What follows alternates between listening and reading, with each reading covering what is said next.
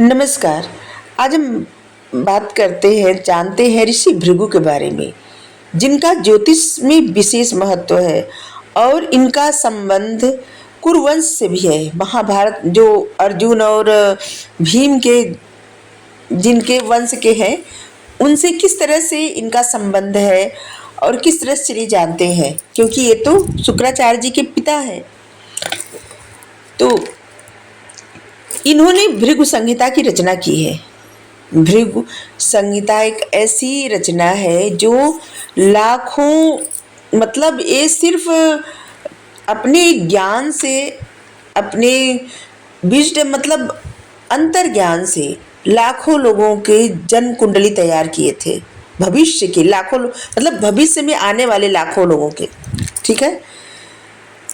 भृगु जी का जीवन परिचय है। भृगु जी ब्रह्मा जी के मानस पुत्र थे। ये भृगु वंश के आदि पुरुष माने जाते हैं। इनकी पत्नी दक्ष प्रजापति की पुत्री थी, जिनका नाम था ख्याति, और इनके पुत्र है शुक्राचार्य, जो दैत्यों के गुरु और महान ज्योतिषज्ञ भी है। जो इस समय सब लोग कहते हैं ना कि वो क्या कहते हैं, वीनस, शुक्र। इनकी पुत्र वधु है उर्वशी। कुछ ग्रंथों में इनको कहा गया है इनकी पुत्र वधु है, हर जगह नहीं कहा गया है। और इनकी पौत्री थी देवयानी, जिनसे कुरुवंश और यदुवंश की स्थापना हुई। मतलब यही जहाँ यदुवंश जहाँ कृष्ण भगवान जी का जन्म हुआ, और कुरुवंश जहाँ पे अर्जुन और भीम और दुर्योधन। भृगु संहिता की रचना इन्होंने किया है। यह सबसे प्राचीन ज्योतिष ग्रंथों में से एक है। इसमें व्यक्ति के भविष्य, जन्म कुंडली, ग्रह योग और जीवन पथ की सारी जानकारी दी गई है। इसे कहते हैं भृगु संहिता। ऐसा भी कहा जाता है कि ऋषि भृगु ने त्रिकालदर्शिता में लाखों लोगों की जन्म कुंडली पहले ही लिख दी थी। आज भी भारत में कुछ स्थानों पर भृगु संहिता पांडुलिपियों के रूप में संरक्षित की गई है, रखी गई है। संरक्षित की गई है, आरक्षित नहीं, संरक्षित। एक बार देवताओं ने यह जानने की इच्छा की कि त्रिदेवों में ब्रह्मा, विष्णु, शिव में सबसे सर्वश्रेष्ठ कौन है, और भृगु जी को एक कार्य सौंपा गया। वह तीनों के पास गए, ब्रह्मा जी के पास गए, विष्णु भगवान जी के पास गए और शिव जी के पास गए। ब्रह्मा जी ने उनका उचित सम्मान नहीं किया, इसलिए वो क्रोधित हो गए।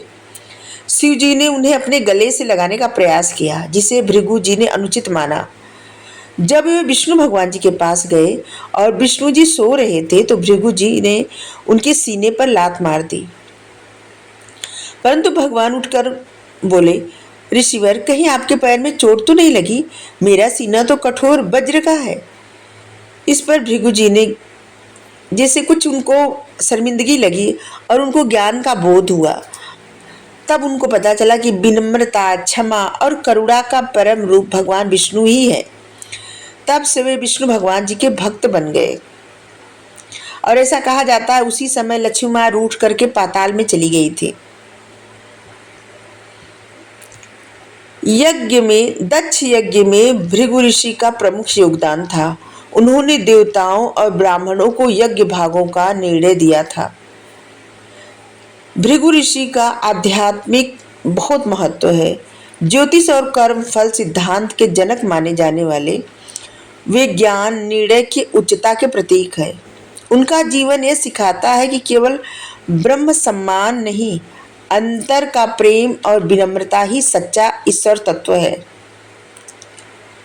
ऋषि भृगु के प्रेरणादायक विचार हैं। ज्ञान वही है जो अहंकार को तोड़े, कर्म वही है जो सत्य की ओर ले जाए। Thank you. राधे राधे।